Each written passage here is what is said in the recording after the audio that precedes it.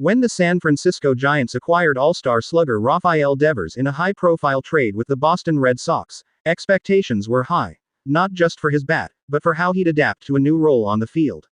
A third baseman by trade, Devers had resisted a shift to first base while in Boston. Yet in San Francisco, that transition became a necessity. To aid in the move, the Giants lined up a mentor for Devers unlike any other. Franchise legend Will Clark, a six-time All-Star and one of the most respected first basemen in club history. The plan was simple. Clark, who has served as a special assistant in the Giants' front office since 2009, would work one-on-one with Devers over the course of a weekend homestand. The goal wasn't rigorous physical training, but to share insights, footwork tips, and mental cues from someone who excelled at the position for nearly a decade. But that plan never materialized. According to Clark, Devers no-showed for 3 straight days, Friday, Saturday, and Sunday, never arriving early to the field, never stepping out to take reps, and never even participating in on-field batting practice.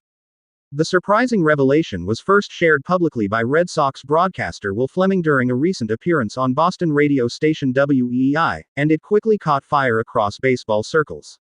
The story originated directly from Clark himself during a candid interview on the No Filter network. Friday, Saturday, Sunday, he did not come out early. At all. Period. In fact, he didn't even hit on the field, Clark said. Everybody was like, "Oh my God, I'm so sorry, Will. I'm so sorry." Despite the awkward situation, Clark didn't appear offended. In fact, he said he understood exactly why Devers opted out of the mentoring opportunity. That weekend series wasn't just any ordinary set of games. It happened to be against the Boston Red Sox, Devers' former team. According to Clark, Devers likely wanted to avoid the optics and headlines that would come from being coached at first base, just feet away from the Red Sox dugout, after having rejected a similar positional switch while in Boston.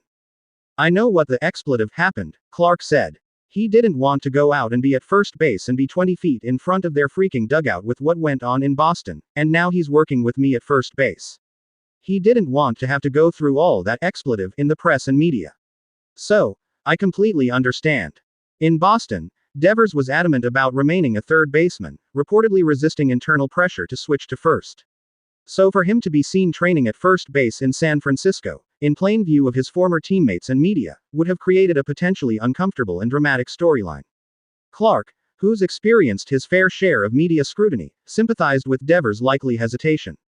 Still, Clark made it clear that the grace he extended this time won't last.